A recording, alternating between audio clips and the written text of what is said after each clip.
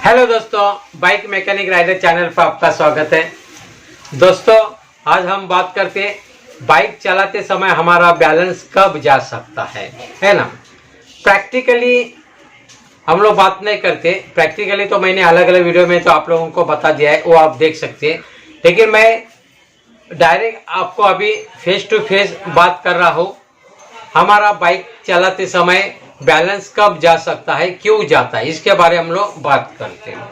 तो दोस्तों, आप लोगों को पता है बाइक टू व्हीलर की होती है, यानी दो व्हील होता है, दो चाक होता है।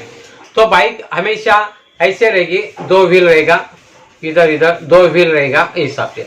तो बाइक ऐसे ऐसे अगर होती है, यानी सीधा का तरीके से बाइक का बैलेंस अगर ऐसे ऐसे होता है तो ही बैलेंस चला जाएगा। लेकिन बाइक तो नॉन लिविंग थिंग्स है, वो अपने आप वो बैलेंस नहीं खो देती है, इसको याद रखना।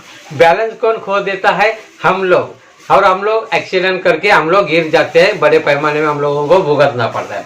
यानी बाइक नॉन लिविंग थिंग्स है, उसको जैसे हम लोग मेंटेन करेंगे, जैसा उसका बैलेंस रखेंगे, उसके ऊपर वो बाइक काम करेगी।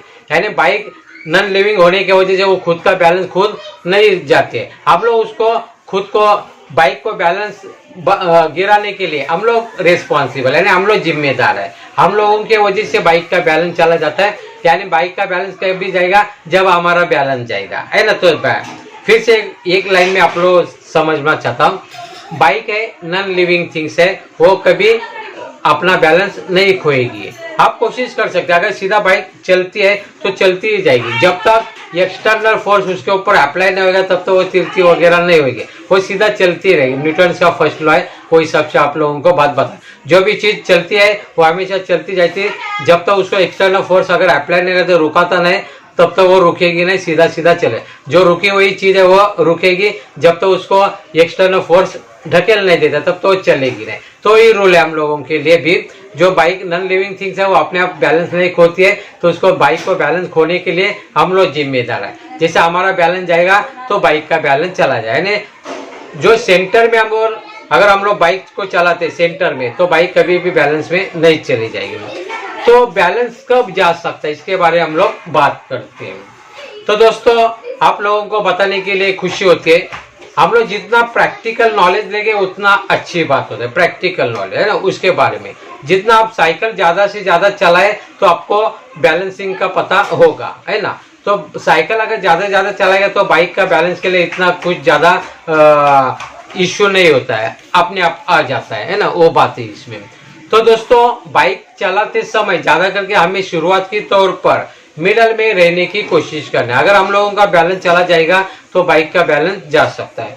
बाइक के बैलेंस जाने के कुछ थोड़ी से मैं कारण बता देता हूँ। कोई कोई लोग रहते हैं जो हैंडल पकड़ते वो तिरछा वगैरह करते, क्योंकि वो साइकोलॉजिकल उधर ध्यान, यानी जिनका जो ऑब्जर्वेशन होता है या जो भी पावर होता है वो हैंडल कस के पकड़ते हैं या कभी कभी ज्यादा ढीला पकड़ते हैं। इस हिसाब से भी बाइक का बैलेंस जा सकता है, क्योंकि हैंडल पकड़ने का जो तरीका है ना, वो ज्यादा लूज भी नहीं चाहिए और ज्यादा फिट भी नहीं चाहिए, है ना। इस हिसाब से अगर नहीं पकड़े फिर भी वो बाइक ऑटोमेटिकली हैंडल को एडजस्ट कर सके। हम लोग भूल जाते कि हम लोग ने हाथ में हैंडल पकड़ा है, तो बाई चांस हम लोग आगे देखते इधर उधर देखते, लेकिन इसका जो कोऑर्डिनेशन होता है हाथों का, दोनों हाथों का, कभी कस के पकड़ते या कभी लूज पकड़े तो थोड़ा सा भी इधर उधर रहेगा तो बैलेंस जा सकता है। नए नए बिगिनर लोग क्या करते ज्यादा कि थोड़ा सा अगर तिरछा भी हो गया तो खुद का बैलेंस छोड़ देते, इधर उधर जाने की कोशिश करते। इसको खुद का बैलेंस जाने की वजह से बाइक का भी बैलेंस चला जाता है, नहीं तो बाइक अपने आप बैलेंस नहीं जाता। हम लोगों का बैलेंस जाने की वजह से बैलेंस जाता है। कोई कोई लोग होता है वो क्लच मोड़ते समय या कभी कभी जो रेस देते समय भी हैंडल टेढ़ा होता है, बिगिनर लोगों के लिए जो शुरुआती तौर पर। तो इसकी प्रैक्टिस करें तो बैलेंस नहीं चला जाएगा, है ना। और एक बाइक का बैलेंस जाने का एक बात होता है, अगर हमारा जो व्हील होता है वो अगर बराबर सेंटर में फिटिंग नहीं रहेगा, जो पीछे का व्हील हो चाहे आगे का, ज्यादा करके पीछे का व्हील बॉडी के बराबर सेंटर में होना चाहिए। वो अगर तिरछा होगा, थोड़ा क्रॉस बैठा होगा, थोड़ा अगर, तो उस समय भी अगर हम लोगों का बाइक है उसका बैलेंस चला जाए, यानी उस समय बाइक का बैलेंस जाएगा, हम लोग रिस्पॉन्सिबल नहीं रहेगा।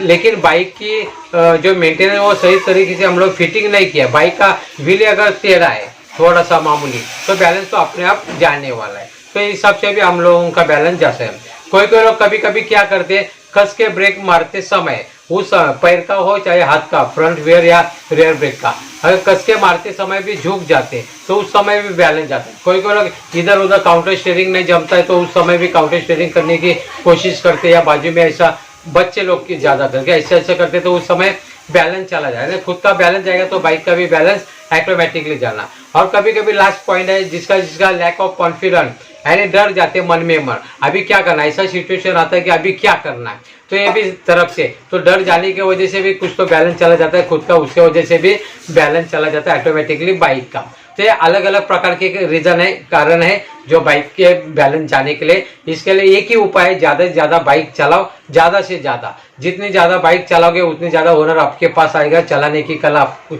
सीखेंगे। आप स्टंट भी कर सकते हैं। स्टंट करना है यानी मैं बात करना चाहता हूँ स्टंट करो ऐसे बात ना कर दे, लेकिन सीखना चाहिए अपने एरिया के हिसाब से। आप लोगों को सीखने की कोशिश करें। जितनी ज्यादा से ज्यादा बाइक चलाए उतना अपना बैलेंस अच्छा हो जाएगा। दोस्तों यहाँ पर मैं रुक जाता हूँ। अगर आपको मेरा वीडियो अगर अच्छा लगता है तो प्लीज लाइक करें। मैं आपके लिए खास छोटी छोटी बात लेकिन बड़े काम की बात खास आप लोगों के लिए लेके आता हूँ। जो भी आपका सवाल है प्लीज कमेंट बॉक्स में भेज दे, कमेंट में सवाल पूछे, मैं उसके ऊपर वीडियो बना के आपको जवाब देते रहूंगा। आपके दोस्तों के साथ शेयर करें। साथ में अगर आपने मेरे वीडियो को चैनल को अगर सब्सक्राइब नहीं किया रहेगा तो प्लीज सब्सक्राइब करें। आपने मेरा वीडियो देखा। जय हिंद।